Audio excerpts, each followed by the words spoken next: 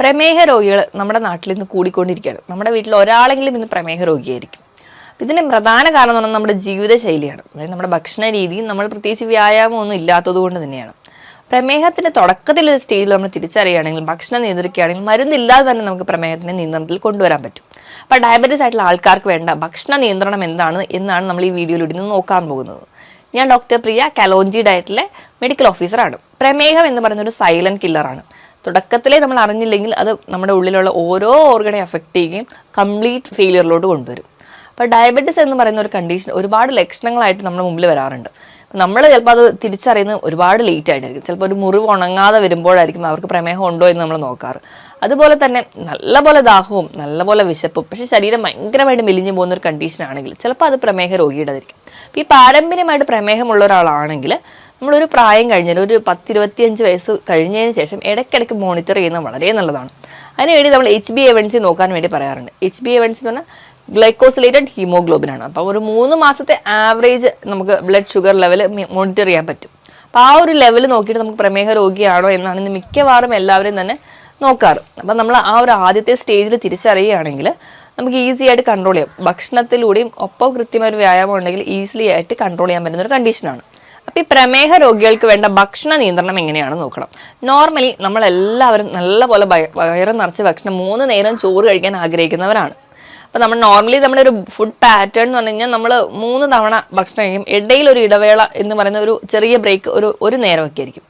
Normally ഈ ഒരു pattern ആണ്. അപ്പോൾ ഈ ഒരു പാറ്റേൺ നമ്മൾ ആദ്യമേ മാറ്റണം. നമ്മൾ കഴിക്കുന്ന ഫുഡിൻ്റെ ഒരു പാറ്റേൺ എന്ന് പറഞ്ഞാൽ 5-6 തവണയായിട്ട് കഴിക്കുക. ഇപ്പോഴും ക്വാണ്ടിറ്റി കുറയ്ക്കുക, നമ്മുടെ എണ്ണം കൂട്ടുക. അതായിരിക്കണം ഒരു ഡയബറ്റീസ് ആയിട്ടുള്ള ഒരാളുടെ ഫുഡിൽ വരുന്നതിൻ്റെ ആദ്യത്തെ മാറ്റം.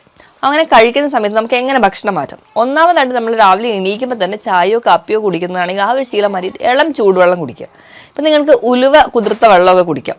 ഉലുവ കുതിർത്ത വെള്ളം കുടിക്കുകയാണെങ്കിൽ പ്രമേഹ രോഗികൾക്ക് ഒരു പരിധി വരെ നമുക്ക് ആ ഒരു ഗ്ലൈസിമിക് ഇൻഡെക്സ് കൂടി പോകാതെ അത് നിയന്ത്രിക്കാൻ പറ്റുന്നുണ്ട്. അതുപോലെ തന്നെ അവർക്ക് ഒരു പ്രമേഹത്തിൻ്റെ ലെവൽ മെയിൻറ്റെയിൻ ചെയ്യാം.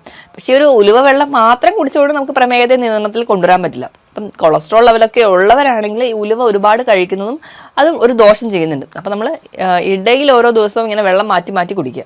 അപ്പം ഒരു ദിവസം രാവിലെ എണീക്കുമ്പോൾ ഉലുവ ഇട്ട് കുതിർത്ത വെള്ളം കുടിക്കാം. അല്ലെങ്കിൽ അടുത്തൊരു ദിവസം ആകുമ്പോൾ കറുകപ്പെട്ട ചതച്ച് അല്ലെങ്കിൽ അത് പൊടിച്ച് അതിൻ്റെ ഒരു 1/2 ടീസ്പൂൺ ഇട്ട് വെള്ളം കുടിക്കാം. അപ്പം ഈ കറുകപ്പെട്ടയിൽ സിനമാൾഡിഹൈഡ് എന്ന് പറയുന്നൊരു കണ്ടന്റ് ഉണ്ട്. അത് നമ്മുടെ പാൻക്രിയാസിനെ സ്റ്റിമുലേറ്റ് ചെയ്യും, ഇൻസുലിൻ പ്രൊഡക്ഷൻ കുറച്ചുകൂടി ആക്ടിവേറ്റ് ആക്കുകയൊക്കെ ചെയ്യുന്നുണ്ട്.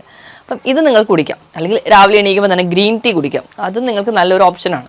ഇനി അത് കഴിഞ്ഞ് നമ്മുടെ ബ്രേക്ക്ഫാസ്റ്റിൻ്റെ കാര്യം എടുക്കുകയാണെങ്കിൽ നമ്മളെല്ലാവരും കഴിക്കാൻ താല്പര്യമുള്ളതെന്ന് പറഞ്ഞു കഴിഞ്ഞാൽ രാവിലെ എടുക്കുമ്പോൾ ഇഡ്ഡലി, സാമ്പാർ, അല്ലെങ്കിൽ പുട്ട്, കടല, അപ്പം, കടല, അങ്ങനെയൊക്കെ മാറി മാറി മാറിയാണ് കഴിക്കാം. അപ്പോൾ ഈ ഒരു ഭക്ഷണത്തിൻ്റെ പാറ്റേൺ ആണ് നമ്മൾ ആദ്യം തന്നെ മാറ്റേണ്ടത്. നിങ്ങൾക്ക് അത്ര ആഗ്രഹം ഉണ്ടെങ്കിൽ നിങ്ങൾ കഴിക്കാൻ 1-2 ദോശയൊക്കെ നിങ്ങൾക്ക് തുടക്കക്കാർക്ക് പെട്ടെന്ന് തന്നെ നമ്മൾ കഴിച്ചുകൊണ്ടിരിക്കുന്ന ഒരു ലെവലിൽ നിന്ന് കുറച്ചുകൊണ്ട് വരാൻ ബുദ്ധിമുട്ടായതുകൊണ്ട് തുടക്കക്കാർക്ക് 1-2 ദോശയെ കഴിക്കാം. അതിലൂടെ മാക്സിമം നമ്മൾക്ക് എപ്പോഴും പ്രോട്ടീനാണ് കൂടുതലായിട്ട് കഴിക്കുന്നത്. ഇപ്പം നമ്മൾ സാമ്പാർ കഴിക്കുമ്പോൾ അതിൽ ധാരാളം കിഴങ്ങ് വർഗ്ഗങ്ങളുണ്ട്. അപ്പോൾ നമുക്ക് ഷുഗർ ലെവൽ വീണ്ടും കൂടാൻ ചാൻസ് ഉണ്ട്. അപ്പോൾ ദോശയോടൊപ്പം നിങ്ങൾക്ക് വേണ്ടി ചമ്മന്തി ഒരു നല്ല ഓപ്ഷനാണ്. ഇനി അതല്ല എങ്കിൽ നമുക്ക് അവിടെ ദോശയോടൊപ്പം കടലക്കറി കഴിക്കാം. അപ്പോൾ കടലക്കറിയുടെ ആ അളവ് കൂടുതലായിട്ട് ഉൾപ്പെടുത്തുക, പകരം ദോശയുടെ ക്വാണ്ടിറ്റി കുറയ്ക്കുക. അപ്പോൾ നമുക്ക് പ്രോട്ടീൻ ഒരുപാട് ചെല്ലുമ്പോൾ ആ ഒരു കാർബോഹൈഡ്രേറ്റിൻ്റെ ലെവൽ അവിടെ കുറയുകയും അത് നമുക്ക് വളരെ നല്ലൊരു ഗുണം ചെയ്യും. ഇപ്പോൾ ഇഡ്ഡലിയൊക്കെയാണെങ്കിൽ 1-2 ഇഡ്ഡലി അത്രയും ആ ഒരു ലെവലിൽ നിർത്തും. അപ്പോൾ ഇനി പുട്ടൊക്കെ കഴിക്കുന്ന ആൾക്കാരാണെങ്കിൽ ആ പുട്ട് കഴിക്കുമ്പം അതിൽ ഒരു ചെറിയ പീസ് മാത്രം പുട്ടെടുക്കുക. കൂടുതലും അവിടെ കഴിക്കേണ്ടതെന്ന് വെച്ച് കഴിഞ്ഞാൽ കടല, മുട്ട, അങ്ങനെ എന്തെങ്കിലും പ്രോട്ടീൻ, നോൺ വെജിറ്റേറിയൻ ആയിക്കോട്ടെ, മീൻ കറി ആയിക്കോട്ടെ, അല്ലെങ്കിൽ മറ്റ് ചിക്കനോ ബീഫ് എന്ത് നോൺ വെജ് ആയിക്കോട്ടെ, അവിടെയൊക്കെ നമ്മൾ പ്രോട്ടീനാണ് കഴിക്കുന്നത്. അപ്പം പുട്ടിൻ്റെ അളവ് വളരെ കുറയ്ക്കുക.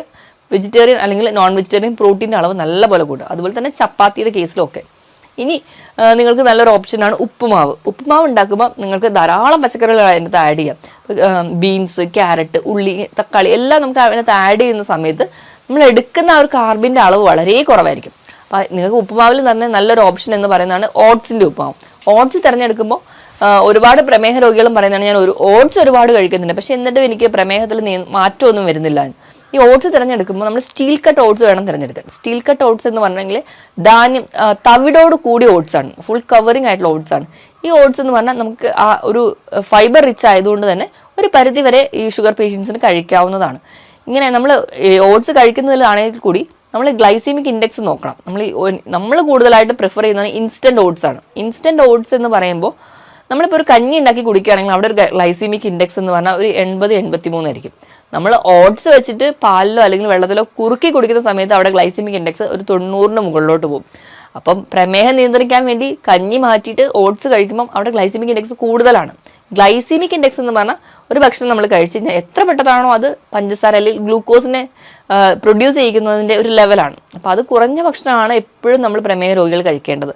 നമ്മൾ എപ്പോഴും ഓട്സ് തിരഞ്ഞെടുക്കുമ്പോൾ സ്റ്റീൽ കട്ട് ഓട്സ് തിരഞ്ഞെടുക്കാൻ വേണ്ടി നോക്കുക. അതുപോലെ തന്നെ ഇൻസ്റ്റന്റ് ഓട്സ് ഒരു കാരണവശാലും വാങ്ങിച്ച് കഴിക്കാതിരിക്കുക. അതുപോലെ തന്നെ പാലിൽ അല്ലെങ്കിൽ വെള്ളത്തിലെ കാച്ചി കുടിക്കാതിരിക്കുക. എപ്പോഴും ഉപ്പുമാവ് അല്ലെങ്കിൽ പുട്ടായിട്ട് കഴിക്കുകയാണെങ്കിൽ നമുക്ക് ഗ്ലൈസീമിക് ഇൻഡെക്സ് കമ്പിയറബിളി കുറവായിരിക്കും. ഇനി പ്രമേഹ രോഗികൾ ചെയ്യുന്ന ഏറ്റവും വലിയൊരു തെറ്റെന്ന് പറയുകയാണെങ്കിൽ നമ്മൾ ചോറ് മാറ്റും, അതിന് പകരം ചപ്പാത്തി കഴിക്കാമെന്ന് പറയും. ചപ്പാത്തി കഴിക്കുമ്പോൾ അവർ 3-4 ചപ്പാത്തി വരെ കഴിക്കുന്നവരായിരിക്കും. അപ്പോൾ രാവിലത്തെ ബ്രേക്ക്ഫാസ്റ്റിൽ ചപ്പാത്തി കഴിക്കുന്നവരായിരിക്കാം, ഉച്ചയ്ക്ക് ചപ്പാത്തി കഴിക്കുന്നവരായിരിക്കും. അങ്ങനെ ഒരു ചപ്പാത്തിയാണ് ഈ ചോറിന് അല്ലെങ്കിൽ കാർബോഹൈഡ്രേറ്റിന് പകരം വെക്കുന്നത്. ഏകദേശം ഗോതമ്പിലായും അരിയിലും ഉള്ള ഗ്ലൈസീമിക് ഇൻഡെക്സ് ഏകദേശം സെയിം ആണ്. ഇപ്പൊ നമ്മൾ ചപ്പാത്തി ആട്ട കൊണ്ടാണ് ഉണ്ടാക്കുന്നതെങ്കിൽ അത് പോളിഷ്ഡ് ആണ്. അപ്പൊ അതിൽ തീരെ ഫൈബർ ഇല്ല. അപ്പൊ നമുക്ക് വീണ്ടും അവിടെ ഒരു ഷുഗർ ലെവൽ കൂടുകയാണ് ചെയ്യുക. ഇപ്പൊ കമ്പാരബിളി നമ്മൾ വീട്ടിൽ ഗോതമ്പ് വാങ്ങി ഉണക്കി പൊടിച്ചാണെങ്കിൽ കുറച്ചെങ്കിലും ഫൈബർ അതിൽ കിട്ടുമ്പോൾ നമുക്ക് കമ്പാരബിളി നമുക്ക് കുറച്ചുകൂടി കുറയ്ക്കാൻ പറ്റും. ഇനി നമ്മൾ ഏത് ധാന്യം എടുക്കുകയാണെങ്കിലും അതിൽ ഒരു എന്താ പറയുക, ധാന്യത്തിലൊക്കെ തവിടടങ്ങിയ ധാന്യങ്ങൾ എടുക്കാൻ വേണ്ടി ശ്രദ്ധിക്കുക. അപ്പോൾ നമ്മൾ ഡയറക്റ്റ് ആയിട്ട് കാർബോഹൈഡ്രേറ്റ് ഇല്ലാത്ത രീതിയിൽ മില്ലറ്റ്സ് ഒക്കെ ഉൾപ്പെടുത്താൻ വേണ്ടി ശ്രദ്ധിക്കുക. തവിടോട് കൂടിയ ധാന്യങ്ങളൊക്കെ ആകുമ്പോൾ ധാരാളം ഫൈബേഴ്സ് ഇറങ്ങിയിട്ടുണ്ട്. ഇപ്പം നമ്മൾ റാഗിയൊക്കെ ഒരു പരിധി വരെ നമുക്ക് ഉൾപ്പെടുത്താം. ഇപ്പം റാഗിയൊക്കെ ആണെങ്കിൽ നിങ്ങൾ കുറുക്കി കുടിക്കാതെ, ഇപ്പം ഞാൻ രാവിലത്തെ ഭക്ഷണത്തിൽ പുട്ട് പറഞ്ഞ സ്ഥിതിക്ക് നിങ്ങൾക്ക് ആ അരിപ്പൊടിയോട് കൂടി തന്നെ ഒരു 1/4 ഭാഗം റാഗി ആഡ് ചെയ്യാവുന്നതാണ്. അപ്പോൾ നിങ്ങൾ കുറച്ചും കൂടി ഡയബറ്റീസിൻ്റെ ആ ഒരു ടെൻഡൻസി കുറയ്ക്കാൻ സഹായിക്കും. അപ്പോൾ റാഗിൻ്റെ പൊടിയും അതുപോലെ തന്നെ അരിപ്പൊടിയും കൂടെ മിക്സ് ചെയ്ത് നിങ്ങൾക്ക് അവിടെ പുട്ടുണ്ടാക്കാവുന്നതാണ്. അല്ലെങ്കിൽ റാഗിയുടെ മാത്രം പൗഡർ കൊണ്ട് തന്നെ നിങ്ങൾക്ക് പുട്ടുണ്ടാക്കാം. അതിനോടൊപ്പം തന്നെ ഒരു പ്രോട്ടീൻ്റെ കറി കൂടി ആകുമ്പോൾ ഒരു പരിധി വരെ നമുക്ക് പ്രമേഹത്തിനെ നിയന്ത്രിക്കാൻ പറ്റും. ഇനിയിപ്പം ഇഡ്ഡലി, ദോശ എന്തും ആയിക്കോട്ടെ, അപ്പം എന്തും ആയിക്കോട്ടെ, അതിനോടൊപ്പം നിങ്ങൾക്ക് റാഗി പൗഡർ ആഡ് ചെയ്യുകയാണെങ്കിൽ നിങ്ങൾക്ക് അയണും കാൽസ്യം അതിനോടൊപ്പം തന്നെ പ്രമേഹം കൂടി നിയന്ത്രിക്കാൻ പറ്റും. അപ്പോൾ ഈ ഒരു രീതിയിലായിരിക്കണം നിങ്ങളുടെ ബ്രേക്ക്ഫാസ്റ്റ് എപ്പോഴും പോകേണ്ടത്. എപ്പോഴും ഒരു കാർബോഹൈഡ്രേറ്റും അതിനേക്കാളും ഇരട്ടി അളവിൽ പ്രോട്ടീനും കൂടെ ഉൾപ്പെടുത്തുക. അതിപ്പോൾ ഏത് തരത്തിലുള്ള പ്രോട്ടീനും നിങ്ങൾക്ക് ഉൾപ്പെടുത്താവുന്നതാണ്. ഇനി ഒരു 11 മണിക്കാവുമ്പോൾ നമുക്ക് വീണ്ടും ഒരു ചായ അല്ലെങ്കിൽ എന്തെങ്കിലും ഒരു പ്രോബയോട്ടിക് ആയിട്ട് തൈരോ മോരും വെള്ളം അങ്ങനെ എന്തെങ്കിലും നിങ്ങൾക്ക് ഉൾപ്പെടുത്താം. നാരങ്ങ വെള്ളമൊക്കെ വളരെ നല്ലതാണ്. അപ്പം ആ ഒരു ടൈമിൽ നിങ്ങൾക്ക് ഒരു പിടി നട്ട്സ് കഴിക്കാം. ആ ഒരു നട്ട്സ് എന്ന് പറഞ്ഞാൽ കൂടുതലും ബദാം ഒക്കെ നിങ്ങൾക്ക് ഉൾപ്പെടുത്താവുന്നതാണ്. ഒരു പിടി മാത്രം കഴിക്കുക. ആ ഒരു നട്ട്സ് മാത്രമേ ആ ഒരു ടൈമിൽ കഴിക്കുക. ഇനി നമ്മൾ ഉച്ചത്തെ ഒരു ഫുഡ് എടുക്കുകയാണെങ്കിൽ അതിന് മുൻപായിട്ട് നിങ്ങൾക്ക് ഒരു ബൗൾ സാലഡ് കഴിക്കാം. സാലഡ് എന്ന് പറയുമ്പോൾ നിങ്ങൾക്ക് ക്യുക്കമ്പറും അല്ലെങ്കിൽ മറ്റ് ക്യാരറ്റൊക്കെ ഫ്രഷ് ആയിട്ട് കട്ട് ചെയ്തിടാം. ഇപ്പം ഡയബറ്റീസ് ഉള്ള ഒരാൾക്ക് കൂടുതലും ഈ ക്യാരറ്റൊന്നും അത്ര പ്രിഫറബിൾ അല്ല. കാരണം മണ്ണിനടിയിലുള്ള എല്ലാ വസ്തുക്കളും പ്രമേഹത്തിൻ്റെ ലെവൽ കൂട്ടാൻ വേണ്ടി കാരണമാകുന്നുണ്ട്. അപ്പോൾ അവർക്ക് ക്യുക്കമ്പർ തന്നെ നല്ലപോലെ കട്ട് ചെയ്ത് അതില്ലാതെ വേണമെങ്കിൽ തക്കാളി ആഡ് ചെയ്യാം. ക്യുക്കമ്പറും തക്കാളി ഇട്ടിട്ട് ഒരു ഇച്ചിരി ഒലിവ് ഓയിലും കൂടി ഒരു ഡ്രസ്സിങ് ആയിട്ട് ആഡ് ചെയ്യുകയാണെങ്കിൽ ഒലിവ് ഓയിലുള്ള omega-3 ഫാറ്റി ആസിഡ്സ് ഈ കോശങ്ങളൊക്കെ ഉണ്ടാകുന്ന നീർക്കെട്ടുകൾ കുറയ്ക്കുന്നുണ്ട്. ഇനിയിപ്പോൾ ഈ ക്യുക്കമ്പറിലാണെങ്കിൽ ധാരാളം വാട്ടർ കണ്ടന്റ് ഉണ്ട്. അതുപോലെ തന്നെ ഇതിൽ vitamins K, A, C, K ഒക്കെ ഉണ്ട്. അപ്പോൾ ഈ ഒരു വൈറ്റമിൻസ് നമുക്ക് സപ്പോർട്ട് ചെയ്യുന്നുണ്ട്. അതുപോലെ തന്നെ കാർട്ടിലേജിൻ്റെ ഗ്രോത്തിനും സ്കിന്നിനൊക്കെ ക്യുക്കമ്പർ ഭയങ്കര നല്ലതാണ്. അപ്പോൾ ഈ വെള്ളരിക്കയും ഒക്കെ കട്ട് ചെയ്ത് കഴിക്കുകയാണെങ്കിൽ നമുക്കൊരു വയറിൻ്റെ ഫില്ലിങ്ങും ആവും. അപ്പം നമ്മുടെ ചോറിന് കുറച്ച് മുൻപായിട്ട് ഇത് ഒരു അരമണിക്കൂർ 1 മണിക്കൂർ മുൻപ് നമ്മൾ ഇത് കഴിക്കുകയാണെങ്കിൽ ഒരു പരിധി വരെ നമുക്ക് വിശപ്പ് കുറച്ചുകൂടെ കുറയും. ഇനി ഒരു 2 ഗ്ലാസ് വെള്ളമെങ്കിലും കുടിക്കുക. അത് കഴിഞ്ഞിട്ട് നമ്മൾ ഫുഡ് കഴിക്കാൻ വേണ്ടി നോക്കുക. ഫുഡ് കഴിക്കുന്ന സമയത്തും മാക്സിമം കാർബോഹൈഡ്രേറ്റ് കുറയ്ക്കുക. ഇനിയിപ്പോൾ നിങ്ങൾ കഴിക്കാൻ ആ ഒരു തുടക്കം ഡയറ്റിലോട്ട് വരുന്ന ഒരാൾക്കാരാണെങ്കിൽ തുടക്കത്തിൻ്റെ സമയത്ത് ഒരു പിടി ചോറ് അല്ലെങ്കിൽ 1-2 ചപ്പാത്തി മാത്രം നിങ്ങൾക്ക് കഴിക്കാവുന്നതാണ്. ധാരാളം പ്രോട്ടീൻസ് കഴിക്കാം. അപ്പോൾ പയറ്, കടല, പരിപ്പ് ഇത് നിങ്ങൾക്ക് കറി വെച്ചിട്ടോ തോരനായിട്ടോ കഴിക്കാവുന്നതാണ്. ഇതിനോടൊപ്പം തന്നെ നോൺ വെജിറ്റേറിയൻ ആയിട്ട് നിങ്ങൾക്ക് മുട്ട കഴിക്കാം, ഇറച്ചി, മീൻ ഇതെല്ലാം നിങ്ങൾ കറി വെച്ച് കഴിക്കാൻ കുറച്ചും കൂടി ശ്രദ്ധിക്കുക. ഇനി ഇതിനോടൊപ്പം തന്നെ ഫ്രൂട്ട്സ്, വെജിറ്റബിൾസ് ഒക്കെ കഴിക്കാം. ഇപ്പോൾ പ്രമേഹ രോഗികൾക്ക് ഫ്രൂട്ട്സ് കഴിക്കാവോ എന്ന് നിങ്ങൾക്ക് ഒരുപാട് പേർക്ക് സംശയം ഉണ്ടാവും. അപ്പോൾ എപ്പോഴും പ്രമേഹ രോഗികൾക്ക് ഏതെങ്കിലും ഒരു ഫ്രൂട്ട് ഒരു ദിവസം കഴിക്കാം, 1-2 ഫ്രൂട്ട്. എപ്പോഴും ഗ്ലൈസീമിക് ഇൻഡെക്സ് കുറഞ്ഞ ഫ്രൂട്ടുകൾ തിരഞ്ഞെടുക്കാൻ വേണ്ടി നോക്കുക. ഇനി ഫ്രൂട്ട്സിൻ്റെ കേസ് എടുക്കുമ്പോൾ എപ്പോഴും ഗ്ലൈസീമിക് ഇൻഡെക്സ് കുറഞ്ഞ ഫ്രൂട്ട്സ് എന്ന് പറഞ്ഞല്ലോ. അപ്പോൾ എപ്പോഴും ഫ്രൂട്ട്സിൻ്റെ ഒരു കേസിൽ എടുക്കാൻ 50-നും 55-നും ഇടയിലാണ് ഗ്ലൈസീമിക് ഇൻഡെക്സ് ആണെങ്കിൽ അത് ലോ ആയിട്ട് ഗ്ലൈസീമിക് ഇൻഡെക്സ് ഉള്ള ഫ്രൂട്ട്സ് ആണ്. 56-നും 69-നും ഇടയിലാണെങ്കിൽ മോഡറേറ്റ് ലെവലെന്നും 70-ന് മുകളിലാണെങ്കിൽ ഹൈ ഗ്ലൈസീമിക് ഇൻഡെക്സുമാണ്. കൂടുതലായിട്ടുള്ള ഫുഡുകളും അല്ലെങ്കിൽ ഫ്രൂട്ട്സുകളുമാണ്. അപ്പോൾ നമ്മളെപ്പോഴും ലോ ഗ്ലൈസീമിക്കിലുള്ള ഇൻഡെക്സ് ഉള്ള ഫ്രൂട്ട്സുകൾ തിരഞ്ഞെടുക്കാൻ വേണ്ടിയിട്ട് ശ്രദ്ധിക്കുക. അപ്പോൾ അതിന് വേണ്ടിയിട്ട് നമ്മൾ ഏറ്റവും നല്ലതെന്ന് പറഞ്ഞിട്ടുണ്ടെങ്കിൽ പേരയ്ക്ക, നെല്ലിക്ക. ഇപ്പോൾ പേരയ്ക്കയിലൊക്കെ ആണെങ്കിൽ ഗ്ലൈസീമിക് ഇൻഡെക്സ് വളരെ കുറവാണ്. പേരയ്ക്ക, നെല്ലിക്ക, ആപ്പിള്, മുന്തിരി ഇതൊക്കെ നിങ്ങൾക്ക് ഒരു പരിധി വരെ പ്രമേഹ രോഗികൾക്ക് കഴിക്കാവുന്നതാണ്. നിങ്ങൾ മാക്സിമം ചക്ക, മാങ്ങ ഇത് നല്ലപോലെ പഴുത്ത ഏത്തപ്പഴം ഇതൊക്കെ കഴിവതും ഒഴിവാക്കുന്നതാണ് ഏറ്റവും നല്ലത്. നല്ലപോലെ പഴുത്ത ചക്ക, മാമ്പഴം നമുക്ക് ആ ഒരു സീസൺ ആകുമ്പോൾ കിട്ടുന്ന ഈ ഇങ്ങനത്തെ ഉള്ള ഫ്രൂട്ട്സിൽ ഇത് അധികം മധുരം ഉള്ളതാണ്. അപ്പം ഈ ഫ്രൂട്ട്സിലൊക്കെ ഉള്ളതെന്ന് പറഞ്ഞാൽ ഫ്രക്ടോസ് ആണ്. ഗ്ലൂക്കോസിനെ വെച്ച് നോക്കുമ്പോൾ ഫ്രക്ടോസ് അത്രയ്ക്ക് മധുരമില്ലെങ്കിലും ഈ ഫ്രക്ടോസ് നേരെ ലിവറിൽ ചെല്ലുമ്പോൾ അവിടെ ഒരു കൺവേർഷൻ ആയിട്ട് ഗ്ലൂക്കോസ് ആയിട്ട് മാറിയിട്ടാണ് നമ്മുടെ ബോഡിയിലേക്ക് റിലീസ് ചെയ്യുന്നത്. കുറച്ച് ടൈം എടുക്കും ആ ഒരു ഫ്രൂട്ടിലുണ്ടാവുന്ന മധുരം നമുക്ക് ശരീരത്തിൽ എത്താൻ. അപ്പോൾ നിങ്ങൾക്ക് ഈ ചക്ക, മാങ്ങ, ഈ ഒരു സീസണൽ ഫ്രൂട്ട്സ് ഒക്കെ കഴിവതും ഒഴിവാക്കുക, കംപ്ലീറ്റ്ലി ഒഴിവാക്കുക തന്നെ വേണം. അധികം പഴുത്ത ഏത്തപ്പഴം കഴിക്കാതെ ഒരു പച്ചയിൽ നിന്ന് പഴുപ്പിലോട്ട് മാറുന്ന ആ ഒരു സ്റ്റേജിലൊക്കെ ആണെങ്കിൽ നിങ്ങൾക്ക് ഒരു ഏത്തപ്പഴമൊക്കെ ഒരു ദിവസം കഴിക്കാവുന്നതാണ്. ഏതെങ്കിലും ഒരു ഫ്രൂട്ട് മാത്രം ഒരു ദിവസം കഴിക്കുക. അല്ലാതെ കൺട്രോൾഡ് ആണല്ലോ എന്നോർത്ത് ഒരുപാട് ഫ്രൂട്ട്സ് കഴിക്കുക. മുന്തിരിയൊക്കെ കഴിയുന്നത് 10 മുന്തിരി അത്രയും ഒരു ദിവസം പാടുള്ളൂ. അത്രയും മാത്രം കൺട്രോൾഡ് ആയിട്ട് കഴിക്കുകയാണെങ്കിൽ നിങ്ങൾക്ക് പ്രമേഹ രോഗിയാണെങ്കിൽ കൂടി ഒരു ഫ്രൂട്ടെങ്കിലും കഴിക്കാം. അപ്പോൾ നമുക്ക് ഫ്രൂട്ട്സ് കഴിക്കുമ്പോൾ ഉള്ള ഗുണം എന്ന് പറഞ്ഞാൽ നമുക്ക് ധാരാളം വൈറ്റമിൻസ്, മിനറൽസ് ഒക്കെ ഈ ഫ്രൂട്ട്സിലാണ് അടങ്ങിയിരിക്കുന്നത്. അതുകൊണ്ടാണ് ഒരു ഫ്രൂട്ടെങ്കിലും നിങ്ങൾ കഴിക്കാൻ പറയുന്നത്.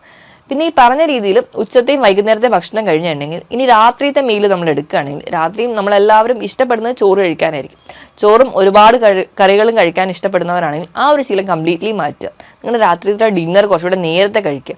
ഒരു 6 മണിക്ക് 7 മണിക്കെങ്കിലും നിങ്ങളുടെ ഡിന്നർ സെറ്റ് ചെയ്യുക. കഴിക്കുമ്പോൾ നിങ്ങൾക്ക് ഒന്നെങ്കിലും ഒരു വെജിറ്റബിൾസ് ഒരു ബൗളായിട്ട് കഴിക്കാം.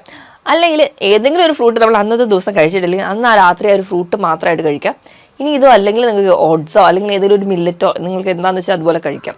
ഒരു ഓംലെറ്റ് മാത്രമായിട്ട് വേണമെങ്കിൽ നിങ്ങൾക്ക് ഒതുക്കാം. അങ്ങനെ പല രീതിയിൽ നിങ്ങളുടെ ഫുഡ് മാൻറ്റെയിൻ ചെയ്യാം. ഈ പറഞ്ഞ രീതിയിലൊക്കെ ഡയറ്റ് സെറ്റ് ചെയ്യുകയാണെങ്കിൽ നമുക്ക് എന്തായാലും ഉറപ്പായിട്ട് നമ്മുടെ പ്രമേഹം നിയന്ത്രണത്തിൽ കൊണ്ടുവരാൻ പറ്റും. പക്ഷേ ശ്രദ്ധിക്കേണ്ട ഒരു കാര്യം എന്ന് വെച്ചിട്ടുണ്ടെങ്കിൽ നമ്മുടെ ഇഷ്ടത്തിനാണ് ഡയറ്റ് സെറ്റ് ചെയ്യുന്നത്, അല്ലെങ്കിൽ നമുക്ക് ഇഷ്ടപ്പെട്ട ഫുഡുകളാണ് നമ്മൾ സെലക്ട് ചെയ്യുന്നതെങ്കിൽ നമ്മൾ സ്ഥിരമായിട്ട് ആ ഭക്ഷണം മാത്രം കഴിക്കുകയും നമുക്ക് വേണ്ട ന്യൂട്രിയൻസോ പ്രോട്ടീൻസോ ഒന്നും കിട്ടാതെ വരും. അപ്പോൾ എപ്പോഴും കറക്റ്റായിട്ട് ഒരു ഡയറ്റ് ചാർട്ടാണ് നമുക്ക് ഇമ്പോർട്ടൻറ്റ്. ഡയറ്റ് ചാർട്ട് എന്ന് പറയുമ്പോൾ കൃത്യമായിട്ടൊരു ഡയറ്റീഷ്യൻ്റെ അണ്ടറിൽ തന്നെ നിങ്ങൾ ഡയറ്റ് എടുക്കാൻ വേണ്ടി നോക്കണം. അതിനോടൊപ്പം തന്നെ ഡോക്ടറുടെ കൺസൾട്ടേഷൻ ഉണ്ടെങ്കിൽ കൃത്യമായിട്ട് ഒരു ഡയബറ്റീസിൻ്റെ മോണിറ്ററും കൂടെ ചെയ്യാൻ പറ്റും. അപ്പം അങ്ങനെ ഒരു ഡയറ്റ് ചാർട്ട് എടുക്കുക. അത് കൃത്യമായിട്ട് ഒരു മാസം നോക്കുമ്പോൾ തന്നെ നിങ്ങൾക്ക് ഈ ഒരു റിസൾട്ട് കിട്ടണമെന്നില്ല. ഒരു 4 മുതൽ 6 മാസം വരെയെങ്കിലും കണ്ടിന്യൂസ് ആയിട്ട് ഈ ഒരു ഡയറ്റ് ഫോളോ ചെയ്യുമ്പോൾ ഉറപ്പായിട്ട് നിങ്ങൾക്ക് ഡയബറ്റീസ് കൺട്രോളിൽ കൊണ്ടുവരാൻ പറ്റും. ഇനി നിങ്ങൾ തിരഞ്ഞെടുക്കുന്ന ഭക്ഷണം എന്ന് പറഞ്ഞാൽ എപ്പോഴും ഒരു ലോ കാർബോഹൈഡ്രേറ്റ് ഡയറ്റ് ആയിരിക്കണം. ലോ കാർബോഹൈഡ്രേറ്റ് ഡയറ്റ് എന്ന് പറഞ്ഞിട്ടുണ്ടെങ്കിൽ ഇപ്പോഴും ഇവിടെ കാർബിൻ്റെ അളവ് കുറവായിരിക്കണം. ഞാൻ ഈ പറഞ്ഞ ഭക്ഷണത്തിലെല്ലാം നിങ്ങൾ ഉൾപ്പെടുത്തേണ്ടതെന്ന് പറഞ്ഞിട്ടുണ്ടെങ്കിൽ ഇലക്കറികൾ ധാരാളമായി കഴിക്കുക. ഇതാണ് ലോ കാർബോഹൈഡ്രേറ്റിലെ ഒന്നാമത്തെ ഭക്ഷണം എന്ന് പറയുന്നത്. ബ്രക്കോളി, അതുപോലെ തന്നെ എല്ലാ ക്രൂസിഫറസ് വെജിറ്റബിൾസ്, ക്യാബേജ്, കോളിഫ്ലവർ ഇതൊക്കെ ഉൾപ്പെടുത്താം. എല്ലാ തരത്തിലുള്ള മുരിങ്ങയില, തഴുതാമയുടെ ഇല, ചീരയില, ഇങ്ങനത്തെ എല്ലാ ഇലക്കറികളും ഉൾപ്പെടുത്താം. ഇനി രണ്ടാമതായിട്ട് നല്ല കൊഴുപ്പ് കിട്ടാൻ വേണ്ടിയിട്ട് നിങ്ങൾ അവോക്കാഡോ പോലെയുള്ള ഫ്രൂട്ട്സ്, നട്ട്സുകളൊക്കെ ഉൾപ്പെടുത്താം. ഇതും ലോ കാർബോഹൈഡ്രേറ്റ് ആയിട്ടാണ്. ഇനി മുട്ട, അതുപോലെ തന്നെ മത്സ്യങ്ങൾ, ചെറിയ മത്സ്യങ്ങൾ, ഇറച്ചി, മീൻ, മുട്ട. ലീൻ പ്രോട്ടീനാണ് കൂടുതലും പ്രിഫർ ചെയ്യുന്നത്, അതായത് ചിക്കനാണ് കൂടുതലും പ്രിഫർ ചെയ്യുന്നത്. ഇതെല്ലാം കറി വെച്ച് നിങ്ങൾക്ക് കഴിക്കാവുന്നതാണ്. ഈ പറയുന്ന ഭക്ഷണത്തിനോടൊപ്പം തന്നെ പച്ചക്കറികളുടെ കേസ് എടുക്കുകയാണെങ്കിൽ ഏറ്റവും കൂടുതലായിട്ട് പറയുന്നത് ഒന്ന് തക്കാളിയാണ്. ഇതിൽ അടങ്ങിയിട്ടുള്ള ലൈക്കോപ്പിൻ എന്ന് പറയുന്ന ആന്റി ഓക്സിഡൻസ് ഒരു പരിധി വരെ നമ്മുടെ ശരീരത്തിലുണ്ടാകുന്ന നീർക്കെട്ടുകൾ, ഈ പ്രമേഹ രോഗികൾക്ക് കൂടുതലായിട്ടും ഇൻസുലിൻ റെസിസ്റ്റൻസ് മൂലമുണ്ടാകുന്ന നീർക്കെട്ടുകൾ കുറയ്ക്കുന്നുണ്ട്. ഇനി രണ്ടാമതായിട്ട് പറയുന്നത് വെള്ളരി, അതായത് ക്യുക്കമ്പർ, നമ്മൾ സാലഡായിട്ട് കഴിക്കുന്നതൊക്കെ അതിൽ ധാരാളം വാട്ടർ കണ്ടന്റ് ഉണ്ട്. അപ്പം നല്ലൊരു ഫില്ലിംഗ് ആയിട്ട് നമുക്ക് ഉണ്ടാവും. അതുപോലെ തന്നെ അതിലടങ്ങിയിട്ടുള്ള വൈറ്റമിൻസ് നമ്മുടെ കാർട്ടിലേജിനും സ്കിന്നിനും മുടിക്കൊക്കെ വളരെ നല്ലതാണ്. ഇനി പറയുന്ന ഒന്ന് വെച്ചാൽ ബീൻസ് ആണ്. ബീൻസിൽ ധാരാളം ഫൈബേഴ്സ്, ഇൻസോലുബിളും സോലുബിളും ആയിട്ടുള്ള ഫൈബേഴ്സ് അടങ്ങിയിട്ടുണ്ട്. ഇത് നല്ലൊരു ഫില്ലിംഗ് ആയിട്ട് നമുക്ക് ഉണ്ടാവും. അപ്പോൾ ഈ പറയുന്ന വെജിറ്റബിൾസ് കഴിക്കുക. യോഗട്ട് നിർബന്ധം, അതായത് തൈര്, പുളിയില്ലാത്ത തൈര് നിർബന്ധമായി കഴിക്കാം. അതൊരു പരിധി വരെ നമുക്ക് നമ്മുടെ ആമാശയത്തിൽ ഉണ്ടാകുന്ന ബാക്ടീരിയൽ ഗ്രോത്തിന് സഹായിക്കും. അത് നമുക്ക് ഈ ജീവിതശൈലി രോഗങ്ങളെ ഒരു പരിധി വരെ കുറയ്ക്കാനും അതുമൂലം ഉണ്ടാകുന്ന കോംപ്ലിക്കേഷൻസ് കുറയുന്നുണ്ട്. ഈ പറയുന്ന രീതിയിലൊക്കെ നിങ്ങൾ ഡയറ്റ് സെറ്റ് ചെയ്യുക. കൃത്യമായിട്ടൊരു വ്യായാമം കൂടി വേണം. വ്യായാമം എന്ന് പറയുമ്പോൾ ആഴ്ചയിൽ 5 ദിവസം 1/2 മണിക്കൂർ മുതൽ 3/4 മണിക്കൂർ വരെ കൃത്യമായിട്ടൊരു വ്യായാമം കൂടി ഉണ്ടെങ്കിൽ നമുക്ക് ഈ പറയുന്ന എല്ലാ ജീവിതശൈലി രോഗങ്ങളെയും പ്രത്യേകിച്ച് പ്രമേഹത്തിനെ നിയന്ത്രണത്തിലോട് കൊണ്ടുവരാൻ പറ്റും. ഞാൻ ഈ പറഞ്ഞ കാര്യത്തിൽ എന്തെങ്കിലും ഡൗട്ട് ഉണ്ടെങ്കിൽ താഴെ കാണുന്ന നമ്പറിൽ കോൺടാക്ട് ചെയ്യുക. മറ്റൊരു ഹെൽത്ത് ടോപ്പിക്കുമായിട്ട് വീണ്ടും കാണുന്നത് വരെ നന്ദി.